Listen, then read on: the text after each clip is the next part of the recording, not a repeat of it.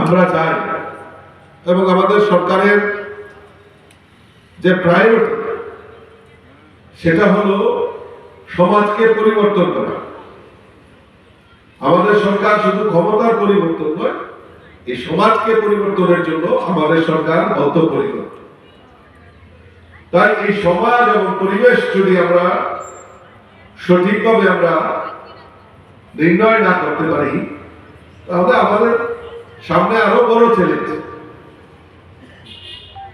এই এলাকায় এই বিদ্যালয় আমাদের সামনে রয়েছে, এর ইতিহাস অনেক, এবং এখানে আশেপাশে যারা রয়েছেন এই লোকালিটিতে তারা সমাজের গণ্যমান্য ব্যক্তিত্ব।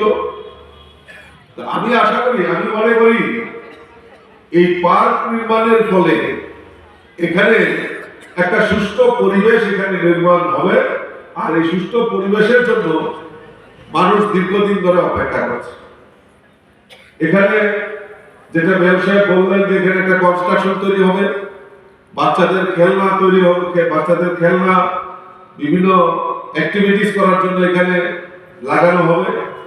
তার পাশাপাশি আমি বলবো যে কিছু গাছ লাগানো যায় কিনা, বিউটিফিকেশন এবং গাছের প্রতি একটা মানুষের আকর্ষণ দিনকে দিন বৃদ্ধি হচ্ছে। ফুলের চাষই হোক, ফুলের গাছই হোক, ফলের গাছই হোক, যে বাউন্ডারির ভিতরে অন্ততপক্ষে কিছু গাছ লাগানো যায় কিনা।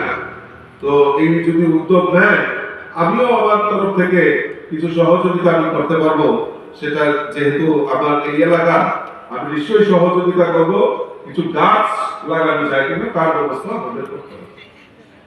পরিকাঠামো উন্নয়ন, এখানে জলের ব্যবস্থা, আর আরেকটা জিনিস আমি আমি আপনাদের সামনে রাখি, এখানে মিহিরবাবু আছেন, এলাকার সুষ্ঠু পরিবেশ নির্মাণ হোক, এটা আমরা এলাকার মানুষ হিসাবে চাই।